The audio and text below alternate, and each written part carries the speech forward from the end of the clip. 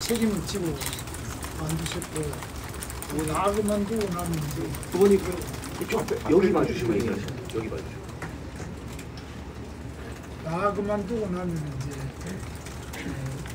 선거 운동을 어떻게 하느냐. 제가 이제 권영세 비대위원장 그만둔 다음에 권성동 원내대표도 그만두는 것에 대해서도 제가 또 여러 가지 검토를 해봤는데, 그러면 이제 원내대표를 다시 선거를 해야 되더라고요.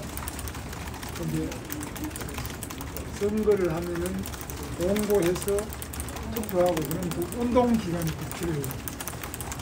그래서 그렇기 때문에 오늘 선거는 지금 20일밖에 안 남았는데 어떻게 되겠느냐 이런 것도 생각을 많이 해봤습니다. 현재로서는 하여튼 우리가 경선을 하게 되면 후유증이 있어요. 모든 경선은 아름다운 것만이 아니라 후유증이 반드시 있습니다. 그래서 우리는 경선을 굉장히 이번에 3당 경선이지 않습니까?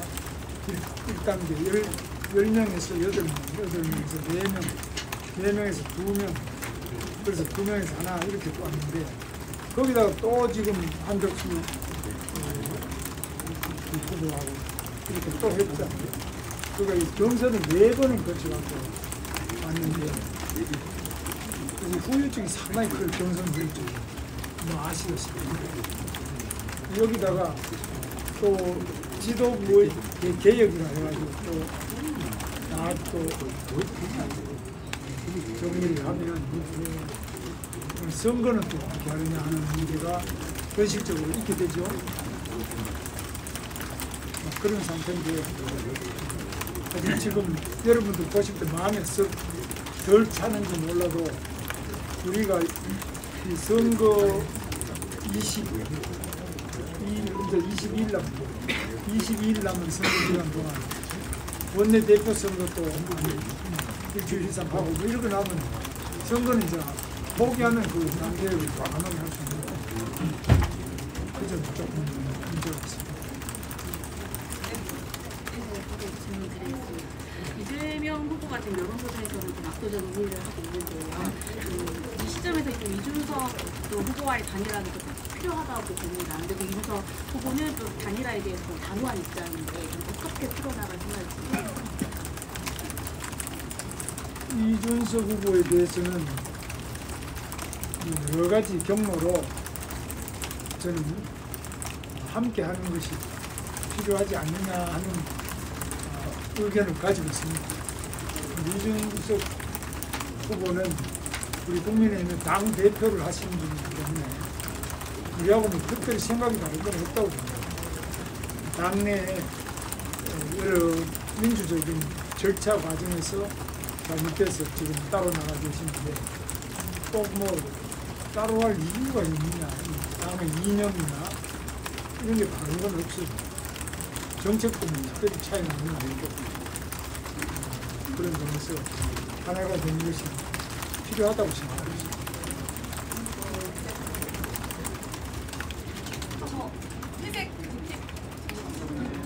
저요. 네, 감사합니다. 새 비상대책위원장에 내정한 김용태 공동선대위원장께서 당이 윤석열 전 대통령에게 아무런 조치를 하지 않은 점을 사과한 바 있는데요. 김 후보님께서는 현재 대선 국면에서 사과할 의향이 있으신지. 윤석열 대통령에 대해서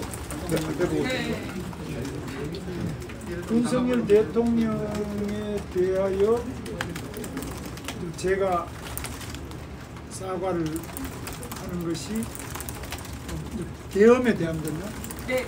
계엄에 대한 것 때문에 사과를 제가 하느냐. 저는 이제 여러분 아시는 것처럼 계엄은 저는 처음부터 찬성을 안 했고요. 또 모르지도 않으셨습니다만 불러도 제가 갔더라면 그것은 잘못됐다. 계엄해서는 안 된다. 이렇게 저는 말씀을 드렸을 거라고 이야기했고요. 계엄에 대해서는 이건 이제 이미 해버렸기 때문에 이거를 제가 어느 정도 어떤 형식으로 사과하냐 이런 것들은 조금 더 김용태 우리 비대위원장하고 조금 논의를 해봐야 되지. 어떻게 하는 것이 가장 적합하냐. 그러니까 저는 분명하게 말씀드리지만 계엄이 잘 되었다거나 그런 생각을 가지지 않고 굉장히 대통령이 계속되는 줄탄에 그리고 끊임없는 특검법 또 각종 제2요구 거부권을 행사할 수밖에 없는 노란복불법이나 이런 법안 발의 이런 것들 때문에 우리 대통령께서 굉장히 극단적인 선택을 하셨는데 그 부분에 대해서는 저 생각에는 정말 대화를 통해서 문제를 해결했어야 되지 않느냐. 여야 간의 정치적인 문제 이런 것들은 대화를 통해서 해결하는 것이 옳겠다 이렇게 생각하고 있습니다. 저라면 여야 간의 견해 차이가 크더라도 대화밖에 방법이 없지 않느냐 이렇게 생각하고 있습니다. 네. 마지막으로 하나만. 또 하시면 시간 안 됐어요. 예, 마지막으로 하나만.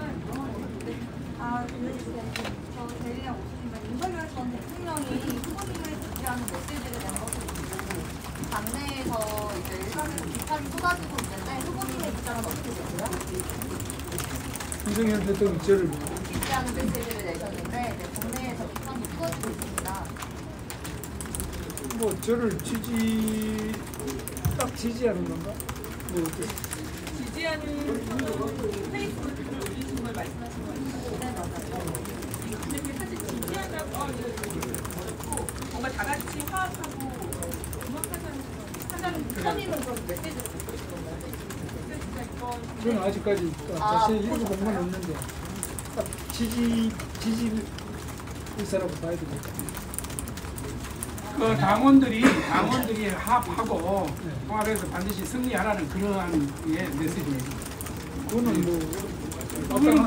그건 마땅한 말씀이고 또 있을 수 있는 이야기가 그거 당이 화합해가지고 선거가 잘 되기를 바란다는 말씀 뭐 그거는 후보님은 그러면은 전 대통령의 메시지를 확인을 못 하신 거예요?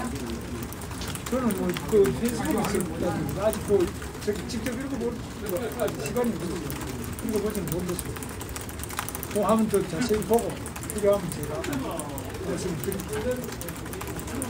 네, 이제 그만하겠습니다. 이제 지금 4시간 됐으니까 지금 뭐 하나 7시 여기 가면서 대구 지역의 언론이 한번 질문을 할 기회 가지세요.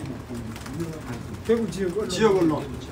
지역 언론이 처음에 먼저 했었어요. 확인했었어요. 대표를 하나 하셨고. 저 연합뉴스 김정진입니다. 그 어제 정광훈 목사가 이끄는 그 자유통일당 사랑제일교회 집회에서 그 후보님께서 광화문 세력 덕분에 출마할 수 있었다라고 이야기를 하면서 이제 본인들의 영향력과 몫이 크다라고 이야기했는데 이 부분에 대해서 좀 어떻게 생각하십니까?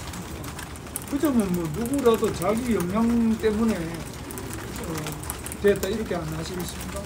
뭐 누구라도 내가 그래도 다 밀어가지고 됐다 이런 생각할 수 있는데 다만 저는 아시다시피 당원 50% 일반 국민 50% 이래가지고 그랬는데 우리 당원들이라면 마땅히 그런 주장을 하실 만한 근거가 있다고 봅니다. 한 75만여 명의 당원들은 내가 밀어서 됐다. 이번에도 또 제가 어려워졌는데 당원들이 다시 투표해가지고 제가 살아났잖아요. 근데 정광훈 목사는 뭐 우리 당원을 하지 않습니까?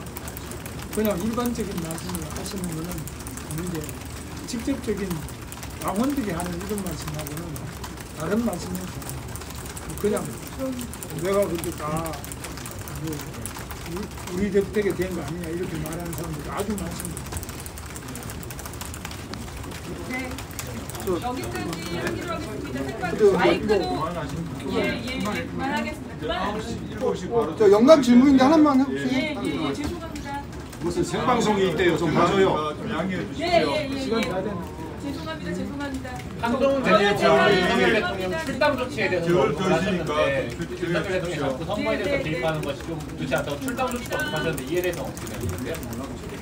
뭘 출당한다고? 한동훈 전 대표가 윤석열 대통령 출당 조치해야 된다. 자꾸 이렇게 선거에 윤 전 대통령이 말하는 거 도움되지 않는다 이렇게 이야기하셨는데 한동훈 이제 우리 후보님은 제가 같이 선대위원장으로서 같이 선거를 하자고 여러 번 제안하는데 아직까지 조금 검토도 해야 되고 대화도 더 하겠다 그래서 제가 대화를 모셔보고 말씀드리겠습니다. 그래서 저는 뭐 한동훈 대표가 한동훈 우리 후보께서 선대위원장 맡아주셨으면 뭐 대화도 하고 또 상당히 그분 말씀 경청도 했을 건데 아직 참여를 안 하셔서